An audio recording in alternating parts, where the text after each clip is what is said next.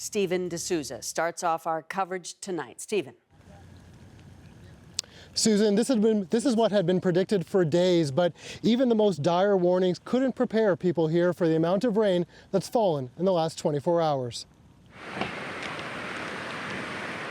This is what it looks like when you get half a year's worth of rain in less than a day. Entire neighborhoods practically submerged. Despite warnings of catastrophic flooding, many were caught in it anyway. All I heard was screaming and beating, and when I opened it, more water just rushed in. And they're like, you gotta get out, you gotta get out. And I was really asleep, like I was asleep, and I wouldn't have knew.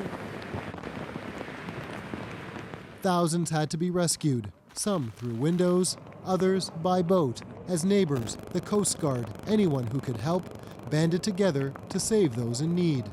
He had a boat, and he was going up and down the streets, picking up everybody. So. And tell us about your house. Describe your house. Was it full of water? Where were you guys? How did you?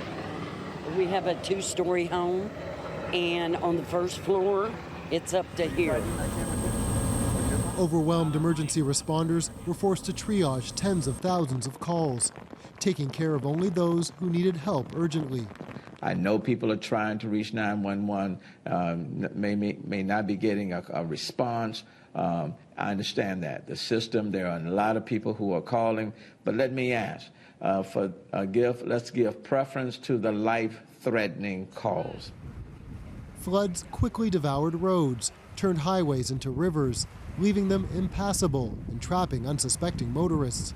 The currents were pulling us back, and we jumped on an ice machine and floated to them and got off and tried to help them, but we noticed the current was too strong, so we all held hands and held onto a pole, and we found another guy threw a rope, and we pulled each other with a rope across. These deputies, they weren't on their way here. In another amazing scene, a local news crew flagged down police who were able to rescue a driver stuck in his rig. Thank God that you guys was right here to get me, put me back on land safe. I appreciate you.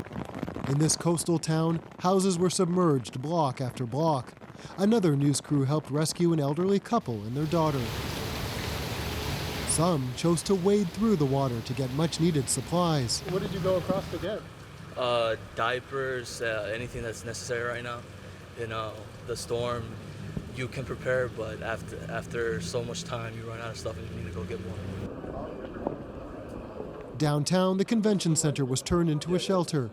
Erica Harris checked in with her 5 children.